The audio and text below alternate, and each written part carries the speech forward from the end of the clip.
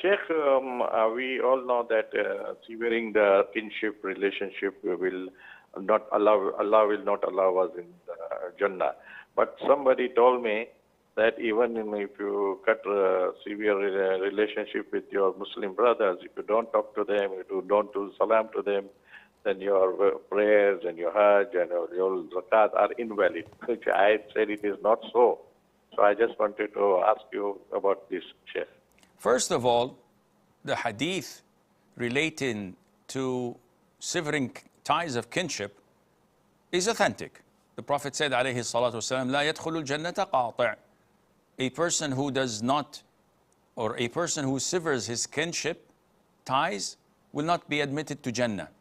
And this, as part of our belief as Ahl Sunnah wal Jama'ah, is not for eternity, because he's not a kafir, but it is for a prolonged period of time, and such a sin is under the divine will, like all other sins.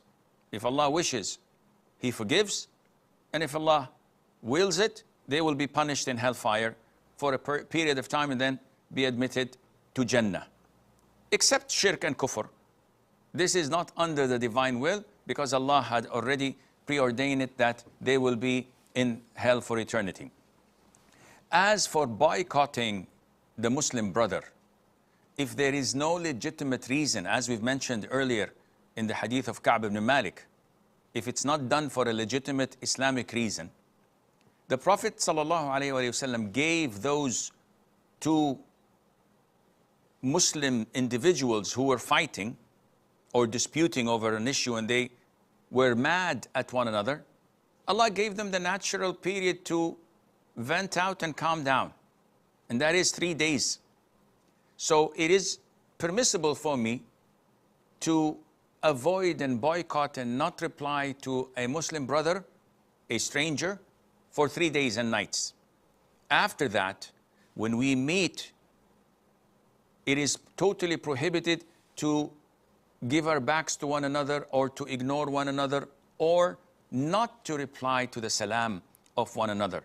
So if I see my brother after 5 days, this friend of mine, and I say, Assalamu alaikum, though I'm angry with him, he's angry with me. If he looks the other way and does not give salam back, then he is at fault. He's committing a major sin.